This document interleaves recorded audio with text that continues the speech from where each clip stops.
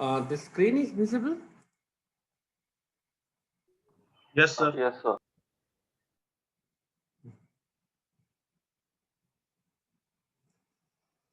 Okay. If you can remember our last day discussion, we are discussing about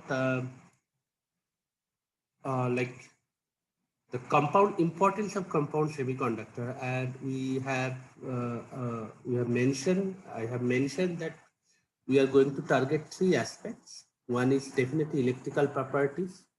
Okay. Not electrical properties, because we know electrical properties of semiconductor. We're trying to see that what kind of devices that we can make out of compound semiconductor. Basically electrical device, electronics devices.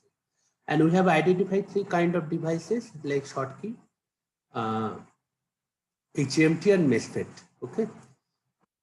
I have also mentioned that once it is finished, then we'll target optical devices, LED, lasers, and photodetectors. I know that when I had a discussion of Dr. Suraj, he mentioned that he is also trying to take a little bit of LED and laser, but in the other aspect, not in that details, what I am going to discuss. Okay. So you'll have a little bit overlap, but don't worry, because it's very essential. Because when you discuss about compound semiconductor theory, the LED, optical band gap, and optical density of states, all these things will come automatically, which will not be part of your photonic integrated circuit. Okay. Similarly, laser also. So we'll go more and more theoretical aspect of this LED, laser, and photodetectors. Okay.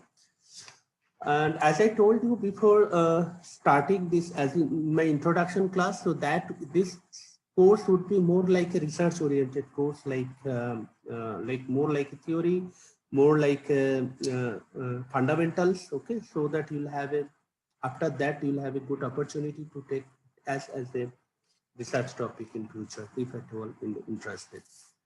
Okay, so and third part, so one is electrical optical, third part very little bit of the fabrication process. So here actually the main target is, since you are studying micro nano fabrication technology, I don't need to spend time on it again repeating the same thing, because the processes are same. What I'm going to do, once it is almost finished from micro nano fabrication technology, I'll take up few things over there, and I'll tell how we are actually fabricating a particular device. So one or two cases we'll take and we'll finish it. So that is the idea. So so first thing, so when last day discussion, we also concluded like since it's electrical devices and we are targeting the high speed devices, there are some limiting factors like R on, that is on resistance, then router capacitor, then and two more things is actually transit frequency or cutoff frequency, whatever. So when we had a discussion on it, we finalized two things. Like if you want to have a high cutoff frequency, like then you need to have a high GM, high transconductance. And if you want to have a high transconductance, you should have a high mobility, right? Similarly, another part is coming like a capacitor. The capacitor has to be, input capacitor has to be very low. But if you want to make input capacitor very low, that is not an acceptable choice, because you need to have a good gate control. So Cox should be a constant. In that case, W and L has to be reduced, but you cannot reduce W, because W is also proportional to GM. So you have only one choice, that is actually length, and that's called the short channel. So that comes into the short channel. Another thing what I am trying to discuss, when we'll have a discussion about the HNT or MESFET, since whatever you are seeing actually COX, that oxide capacitor, that is not, we try to avoid this having oxide capacitor in the high frequency devices. What I'm trying to tell you, that COX factor, that what you are saying, that we are trying to avoid when we are trying to fabricate a high speed devices. Okay, that we'll see later on, but that actually gives you a much more better benefits out of that. Another thing that I told you, that if you try to improve the mobility, it is very essential that you pass the electron undisturbed, because the moment you have a scattering, the moment you have something else, so your mobility will decrease. And there is one device called high electron mobility transistor, where electron can pass from one zone to another zone without having a scattering. So that these are the factors and these are the types of device we are going to discuss, and automatically 2-3 factor will come, 2-3 things will come, that is called the gun effect and velocity overshoot effect, and all these things will come automatically. So you'll automatically learn about the what is gun diode and all these things. Okay? So that's the idea.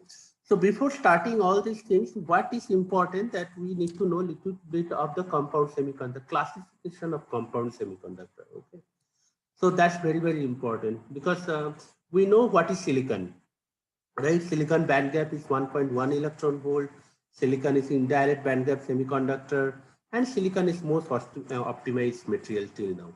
So now, if you ask somebody what is my what are the compound semiconductors are available, then people are saying, okay, there is a 3-5 semiconductor. Sometimes people are saying, okay, I'm working on gallium arsenide.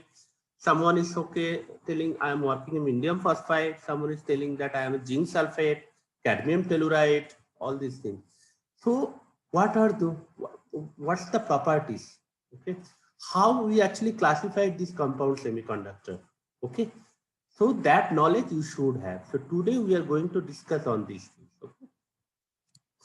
The first very common uh, compound semiconductor, most discussed compound semiconductor, uh, it was, okay, not recently. So that is actually 2,6 compounds.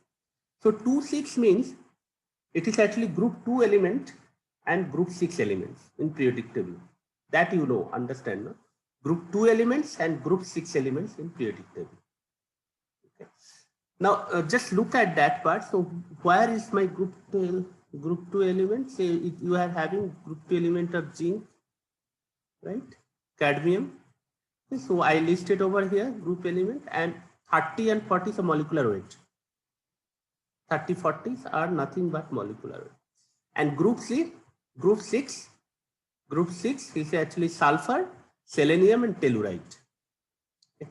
Now, so you just have to do what you have to do. You have to make a table, just what I made here over here, and you have to list all these things. You have to list group 2, that is zinc and cadmium, and group 6, that is sulfur, selenium, and telluride. Okay.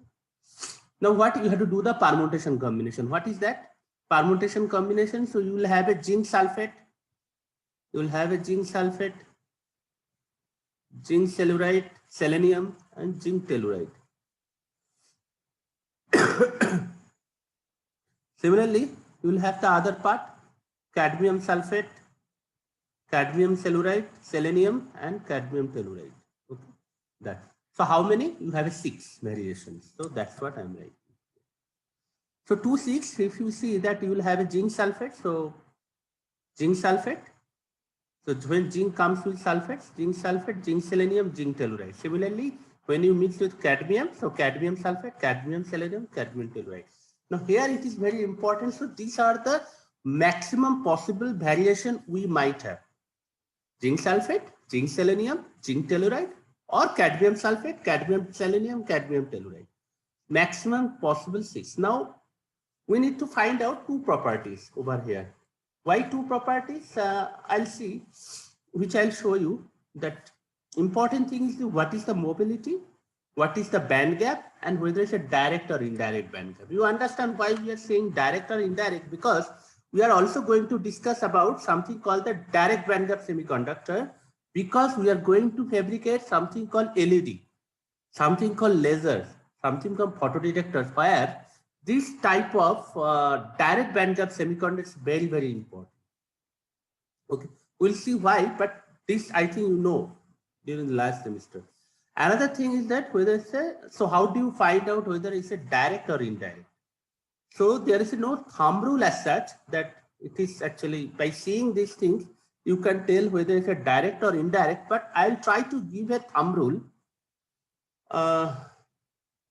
where you can guess. It is 95% accurate. By seeing a combination, you can tell what is the band gap of this semiconductor. Means that composition what you have got. Okay? Zinc sulfide, zinc cadmium sulfide. I'll tell you in a minute, but little bit later. Okay, but it is possible to tell 95% it is accurate. There is 5% because it's not a straightforward rule, but it's very important because we are going to study such things very often. Okay, so that is actually one combination we are getting 2 6. Okay, I'll tell you few things about that. You are getting 6 combinations, but does it mean work with 6 combinations? No, it is not important. So you have to choose your particular properties, and based on the particular application, you have to choose your particular application. You have to target your based on the application. You have to choose your materials. That means you need to have a good material properties list. Okay. So which I'll discuss later, but what is important in this discussion today, we are going to discuss only the electrical importance material. Okay. So I'll come in a minute. This is what actually 2 6 materials. So there are few more. Is it group 3 and 5? You know, 3 5 semiconductor is the most popular last 10 years to till now. It is actually a kind of hot priority. Okay. Same thing, you have to list group 3 elements, you have to list group 5 elements, and you have to get all the combinations. Okay. So you can find one thing. So what is so this 13 is actually nothing but 13, 31, 49 is nothing but molecular weight. Similarly, so what are the group elements? Aluminum, gallium, indium. And group 5, phosphorus, arsenic, antimony, nitrogen. Okay.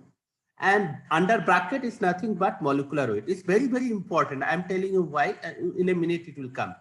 Now you have to make a particular combination. What would be the maximum combination? You will have so 1 is actually 1, 2, 3, 4. So you have a 3. So 12 combination you should have, right? So aluminum phosphate, aluminum arsenate, aluminum antimony, aluminum nitrogen. Similarly, gallium phosphate, gallium arsenate, gallium antimony, gallium nitrogen. Similarly, indium phosphate, indium arsenide, indium antimony, indium nitrogen. So we'll note it down. So these are the things are coming. Now here the clue, how to distinguish it's a direct or indirect bandgap semiconductor. Thing is that, again I'm telling you, this is not a rule. It is just observation. From the observation, someone actually find out. Okay. This is the kind of thumb rule. 92% it is correct, but 10% definitely ambiguity is there. Thing is that you have to look on the molecular weight part. If the molecular weight of a particular element is very large, then the combination of the same will be direct bandgap direct bandgap semiconductors. What I meant to say that if the molecular weight of this particular element is very high, large, so you can see what is the large. So it's very difficult to say what is the large amount, but you can think about anything more than 20 is a large, suppose you assume. So if it is a large, you can consider it as a direct bandgap semiconductor. We'll see this one. And so you see, all think gallium. So here you will have a gallium. Just one minute. Hello, ma'am. Yes, ma'am.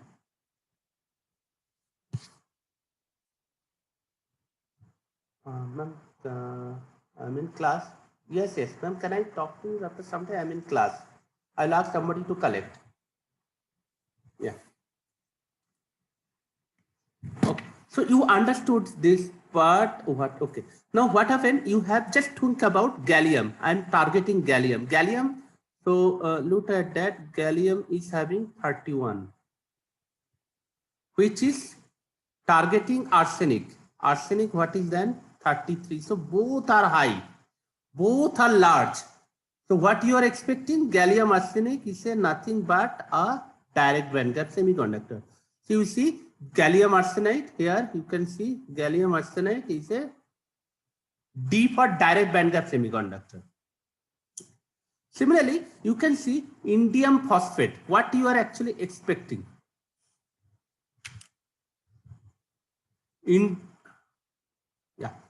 So indium is actually 49 and phosphate is actually 15. So you are expecting indium phosphate would be direct because it's very high, 49.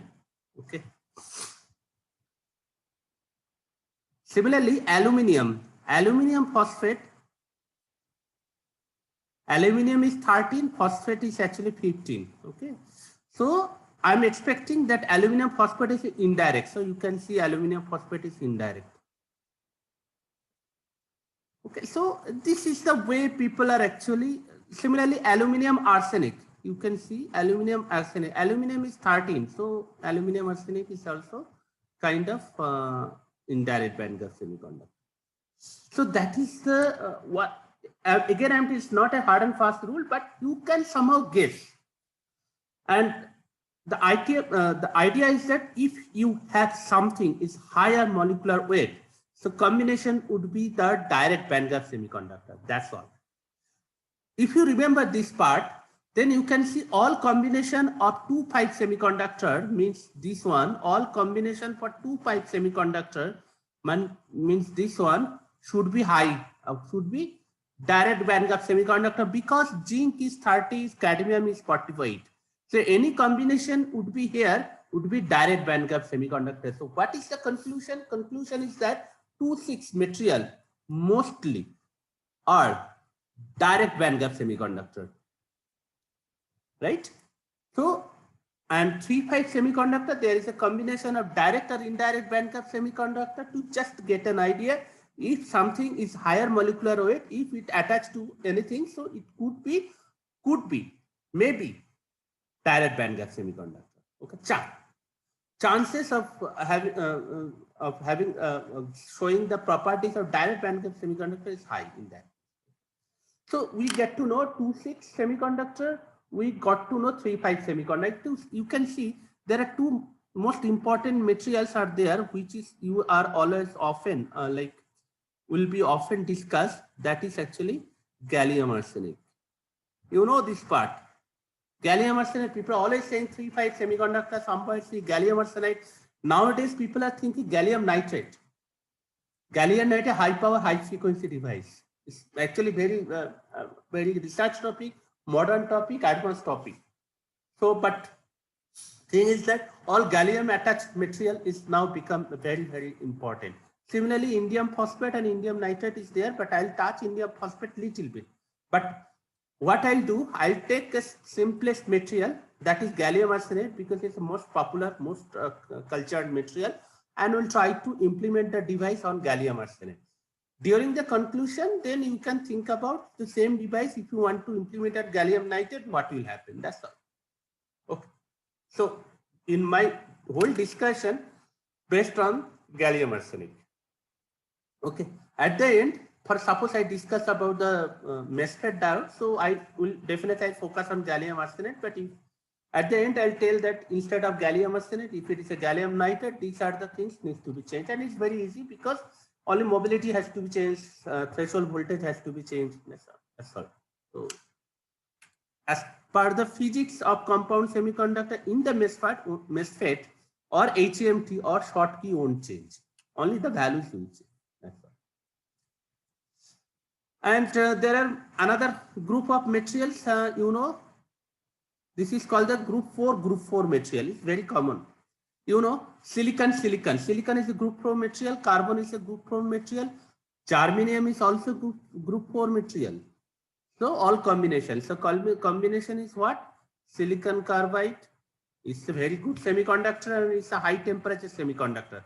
Silicon germanium, you know, the people are actually lot of emphasis is going on this silicon germanium study because it gives strain induced mobility enhanced. All these things people are stress induced mobility enhanced. All things people are actually discussing about this part. Okay. So this is a group 4. So these all are actually compound semiconductor, but such a double mix. Like you have a gallium, you have an arsenic. That's all. Okay. There is called the ternary semiconductor, which we are going to study in a detail.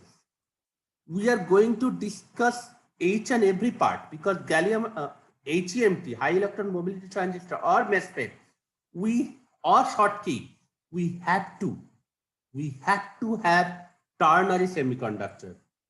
Definitely we'll have a double semiconductor, but we'll also need ternary semiconductor.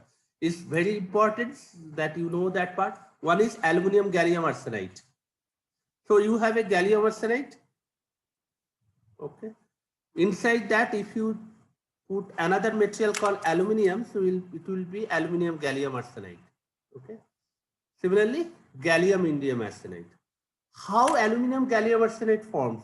How gallium indium arsenide forms, which I'll discuss maybe tomorrow, but this is very important. Tomorrow I'll be discussing the phase diagram of gallium arsenide or aluminum gallium arsenide, so we'll have a more discussion on it. But important thing is that whenever we want to fabricate a device like MESFET or HMT, the combination is very important. Gallium arsenide combined with aluminum gallium arsenide. Okay. Okay. So how the combination is actually happening, that we'll have it tomorrow. Okay. That we'll have a discussion.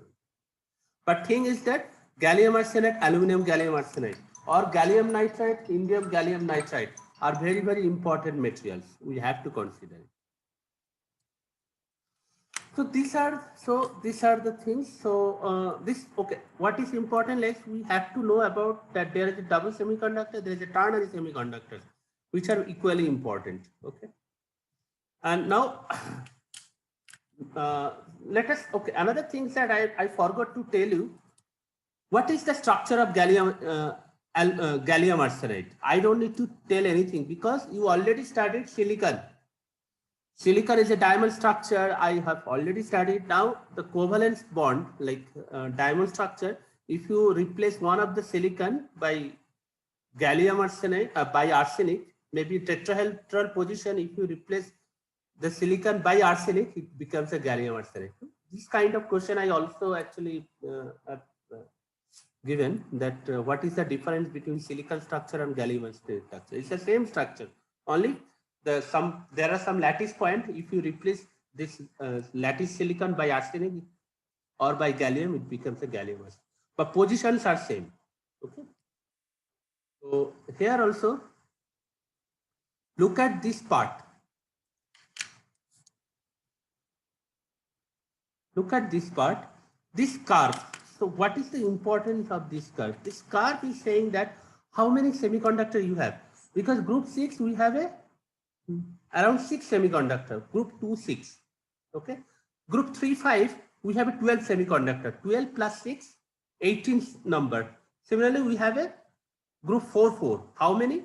Group 4 4 is giving actually like 1 2 3 4 4 more, like so 18 plus 4, 22 number of semiconductors we have, 22 number of combination you have. So just what I'm looking for is this group 2 and 6, group 2 and 6.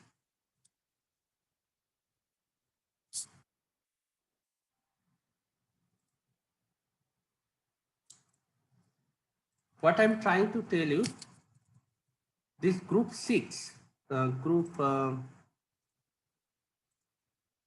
this group 2 6 have a 1 2 3 4 5 6 combinations.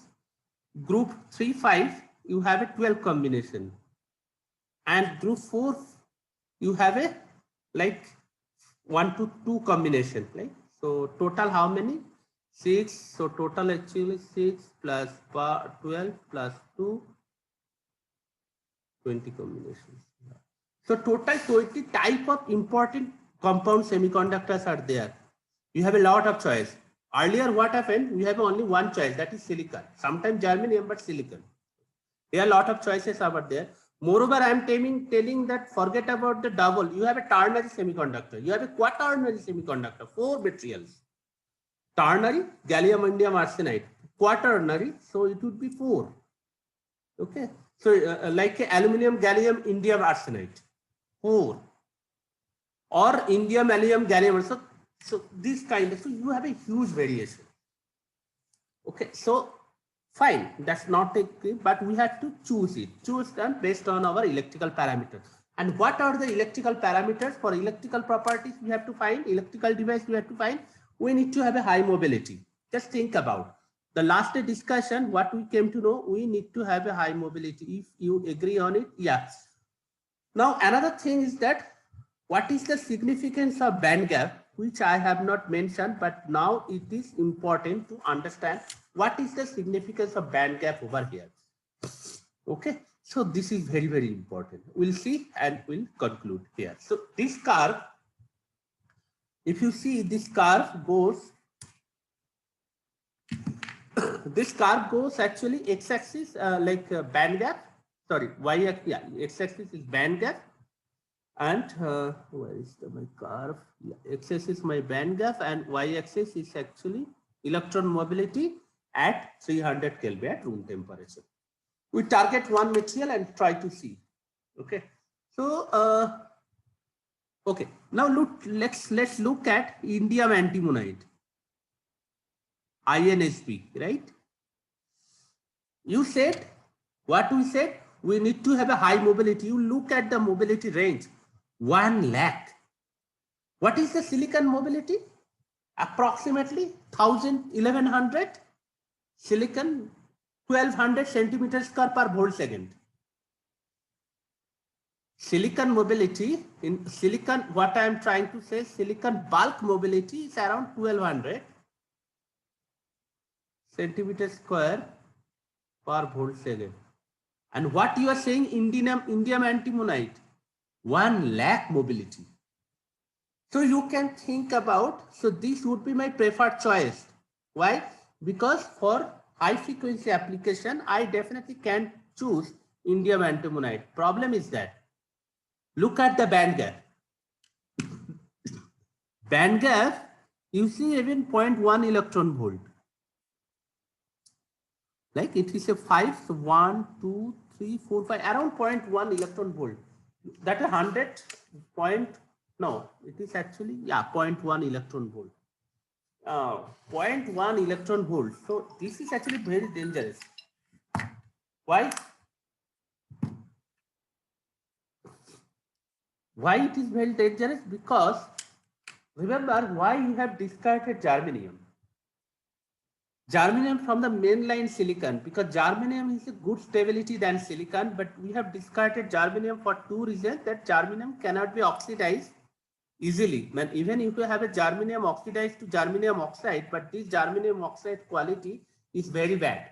Whereas silicon to silicon dioxide, the oxide quality of silicon dioxide is very good. Okay, that is the one. Second reason, if you remember, it is a band gap. Silicon band gap is around 1 electron volt, whereas the germanium band gap is approximately 0.7 electron volt. What is the consequence of a lower band gap? Like means, if you have a low band gap, you understand little bit of thermal energy, very little bit of thermal energy can pump electron from valence band to conduction band. So look at that, the thermal noise is very high for germanium. No, that's what we have discarded. So thing is that, like, you might make a good devices which is very good in mobility. Germanium mobility is higher than, you see that germanium mobility, look at this curve. So germanium mobility is very, very high than silicon. You have a higher mobility, but still we are choosing silicon. Why? Because silicon is a,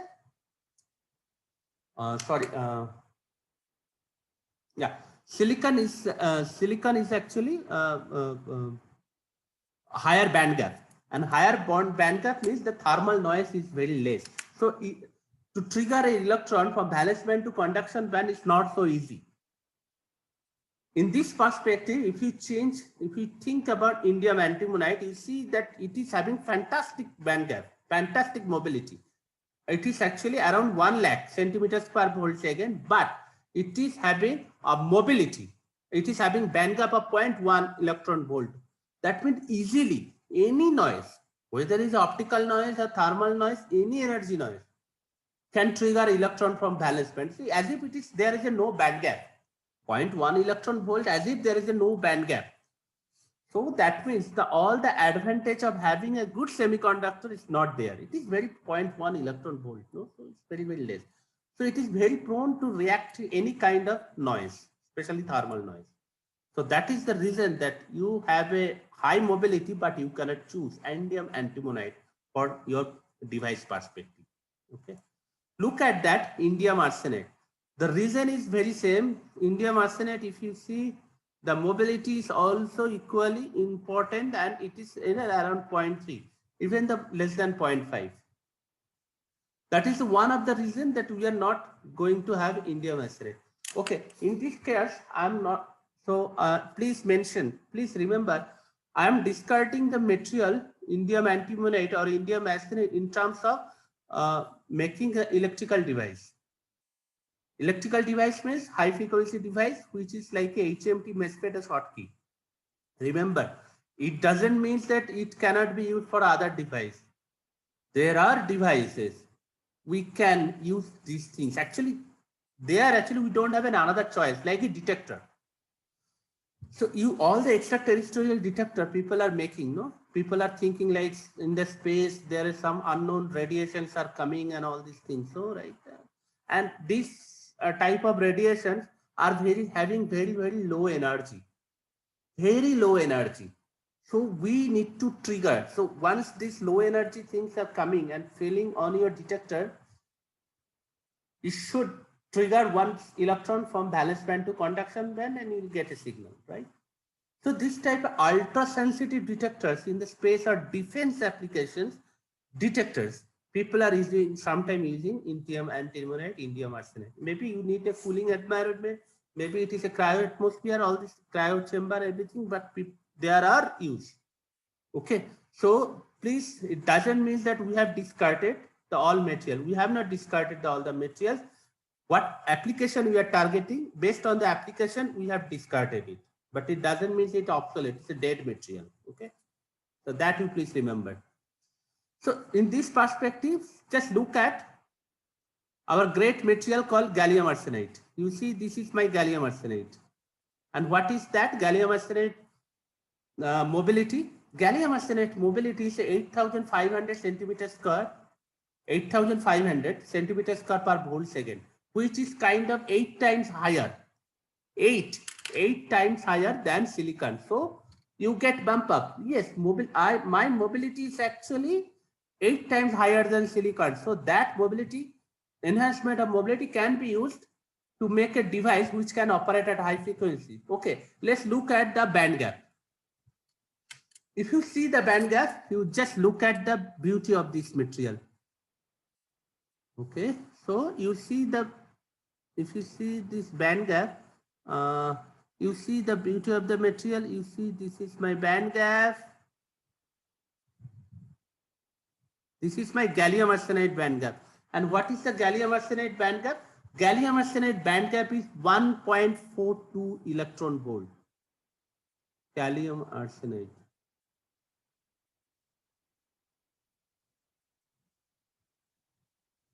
What is the silicon band gap? 1.1 electron volt, then 1.42 electron volt. So it is higher than silicon band gap. Fantastic.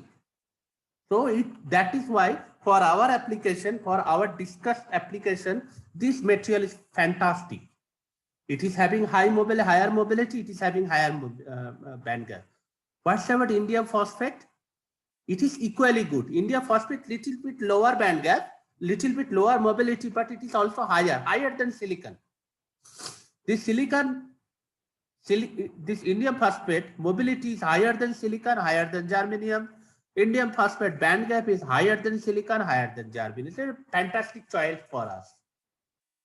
Okay. You may ask, what's about gallium phosphate? But okay. So gallium phosphate you can also think about, but again, gallium phosphate is actually, look at that, it is having high band gap material, but electron mobility is low.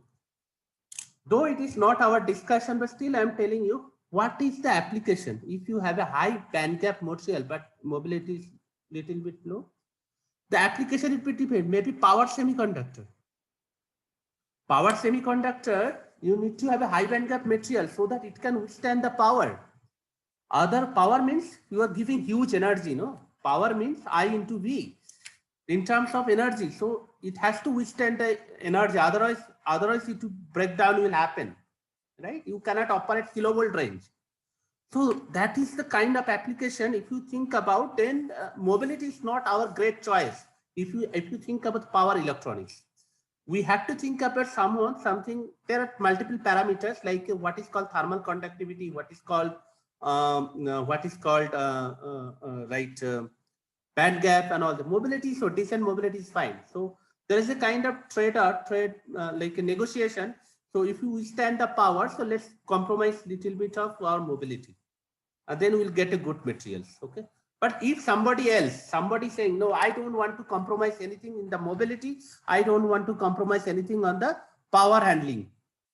So what would be my best material in this bag, in this chart? Look at this material. The best material, what I told you, I already had a discussion with you. Look at this material, a fantastic material. People are discussing a lot of research, and this is called the gallium nitride. Look at that, gallium nitride. Gallium nitride, okay.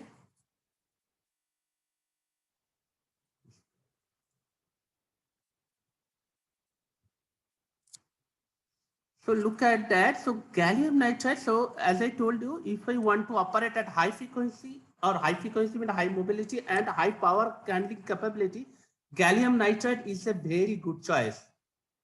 Where is my cursor? Okay. Car is very good choice. So this is my choice. Similarly, silicon carbide is best choice.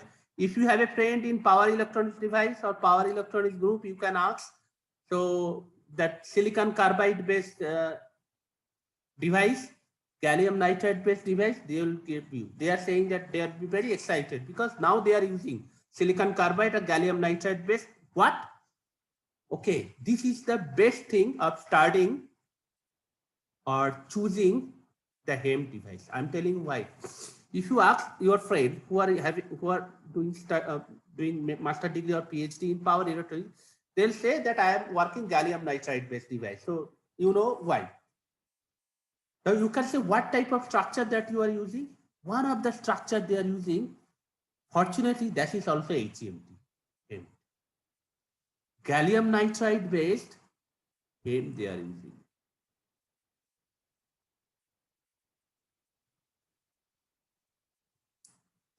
The moment you try, so why HEM? Because look at the application.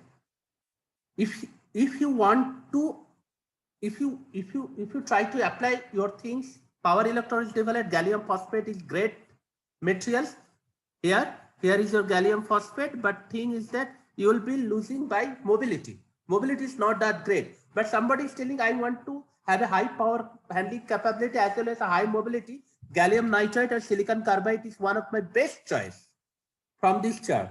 But what now you have identified gallium nitride. Okay, now what kind of field effect transistor you have to make out of that, so that you can have a better mobility means better frequency, better frequency capability, better power handling capability.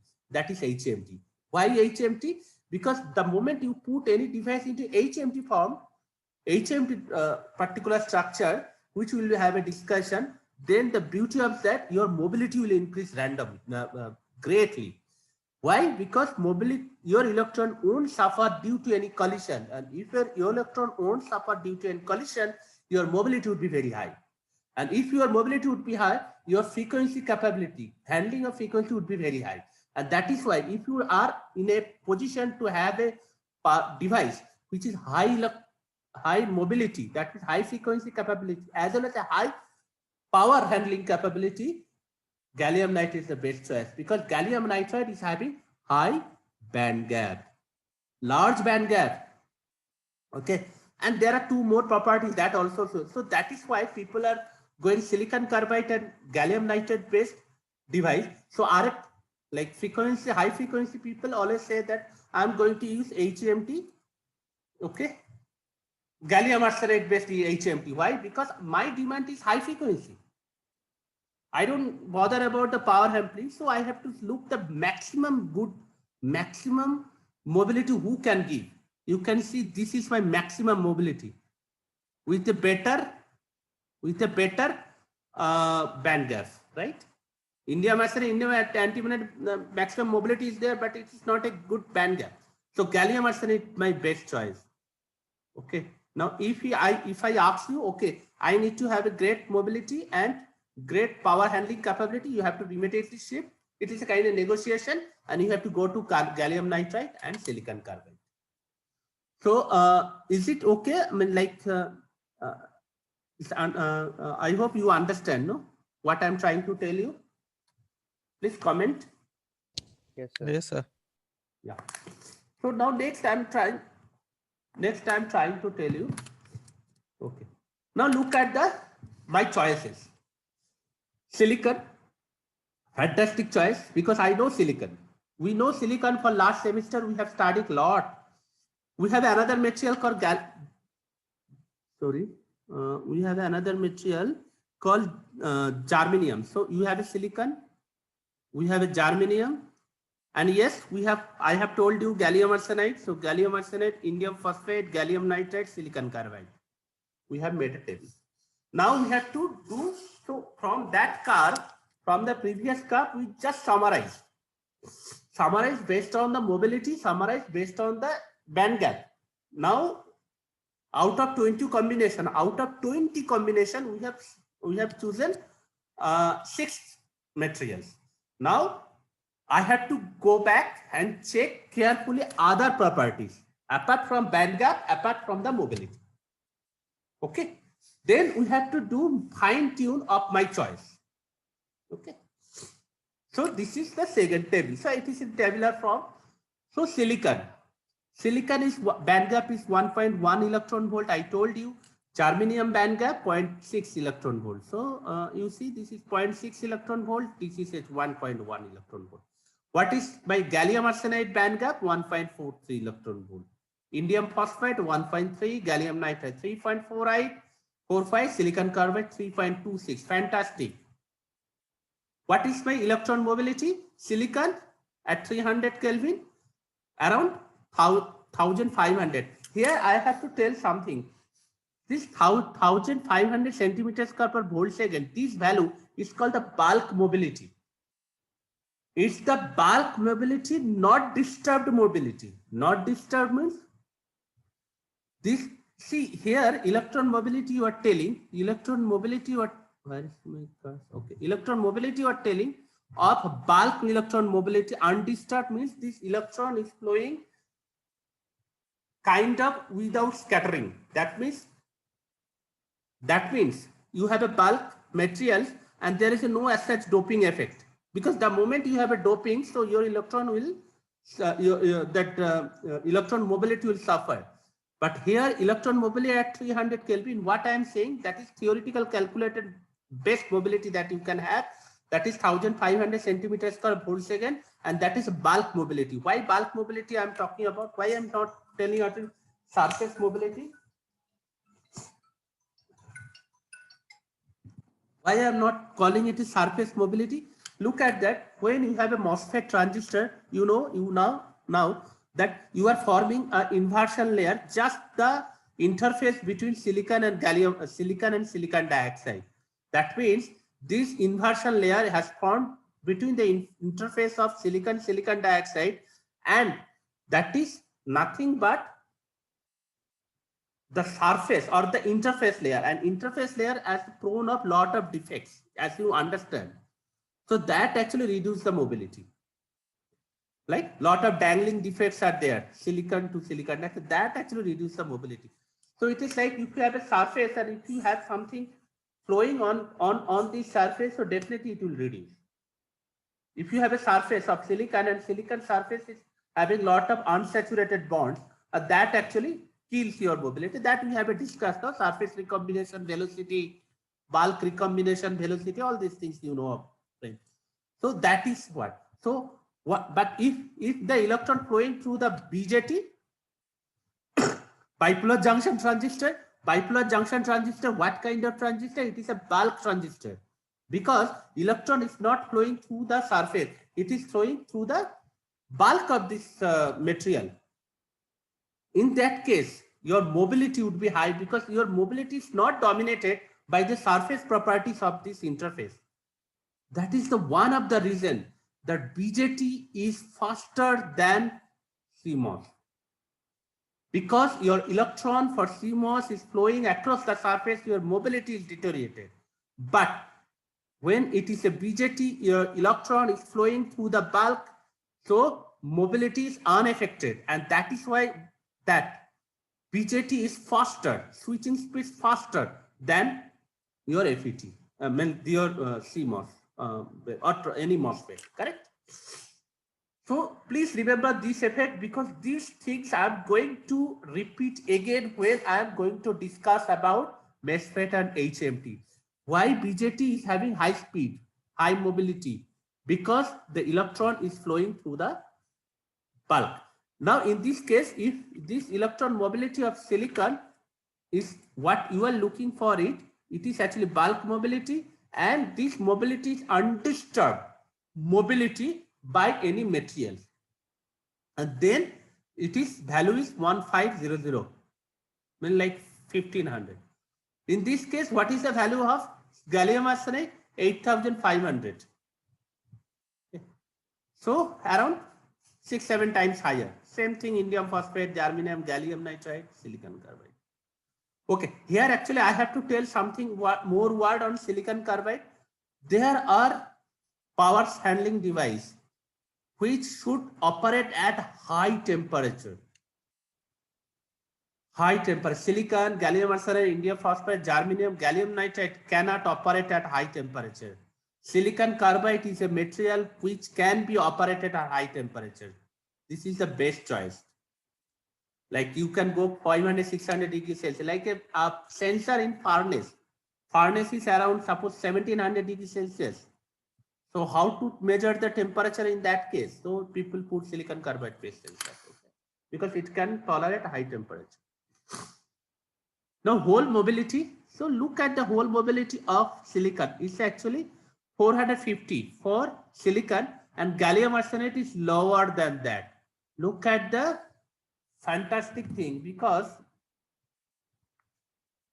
lower than that means you have a CMOS, complementary metal oxide semiconductor. You have a PMOS, you have a NMOS. Okay. Now this, an electron is flowing through your NMOS, through your PMOS. Okay. Now here the ratio between the mobility is 1500 by 450. Okay. But just carefully listen, because more details will be taught by Dr. Sina. If you want to adjust your speed, because suppose it means that electron is flowing to your NMOS is high speed because mobility is high. The moment it comes, because it's an inverter, basic structure is inverter, the moment it comes to PMOS, your mobility speed will reduce immediately. Why? Because your mobility is low. Then how to do it? How to adjust this part? Mobility is low means resistivity is actually high somehow, right? Because mobility to resistivity, how it is related? Because it is related to conductivity, because conductivity is proportional to your mobility. You know this part. Now how to adjust the speed? Because then my PMOS would be my bottleneck. No, we cannot make a device, because you can make a high speed device, but you are restricted by PMOS. You can adjust these things by adjusting W by L ratio. So W by L ratio is very, very important to have to counteract your mobility. Look at your formula. So your formula is I. So is proportional to mu W by L. So just think about your formula for current in a MOSFET. You have a mobility, you have a W by L. So your mobility has reduced, but you want to have, your mobility has reduced, but you want to have a same current. So what you have to do? You have to increase your W little bit. The W by L ratio you have to maintain such that for PMOS, not for NMOS, for PMOS, the W by L ratio you have to maintain such that your current should be same to all.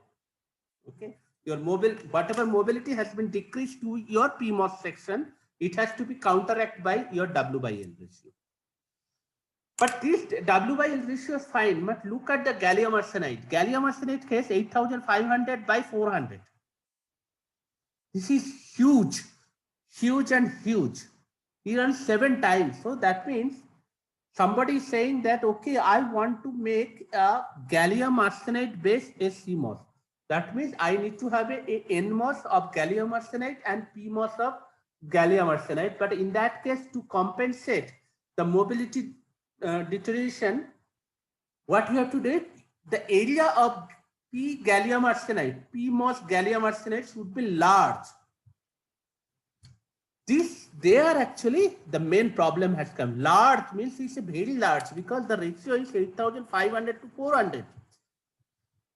So there people came, scientists said that, see, means like we have to go for a technology which is giving miniaturization platform, right? So to compensate, that means we need to fit lot of devices, lot of performance, lot of factors in a simple per unit area, no? Per unit area. So in that case, it is practically impossible because you might decrease your NMOS, but your PMOS is really large. So there is no point of investing time to make a CMOS by gallium arsenide. This is the reason why you don't have a gallium arsenide based CMOS. So this is the reason that still our industry is dominated by silicon based CMOS platform. Okay, this is the reason. Now, what happened to, but again I told you, there are special case, very special applications where your material cannot touch, like silicon, apart from CMOS. Forget about CMOS. CMOS is processor, CMOS for memory. There are other applications which I told you, high frequency application, LED, laser, photodetector, detectors. Yes, there is no choice. There is no choice. You have to go for compound semiconductor, and that is there actually the special application compound semiconductor wins over it. So the conclusion is that gallium arsenide based CMOS is not possible because there is a huge W by L ratio variation there. Second thing, you come there. So now saturated electron velocity. So why the saturated electron velocity is 1, whereas gallium arsenide is 1.3. What is the important of these things? So saturated electron velocity. So you know that we'll have a discussion, but that plays a significant role of having to have a high mobility, that called the velocity overshoot effect. And here actually, from there actually we have to take a velocity overshoot effect. And what I can tell you that your mobility, so you know V is equal to mu E. So you have a V, you have a E, electric field, right? And V is equal to mu E. What I'm trying to say, for silicon, it is like this one. For gallium arsenide, I'll show you one curve, but not now. So it is for gallium arsenide.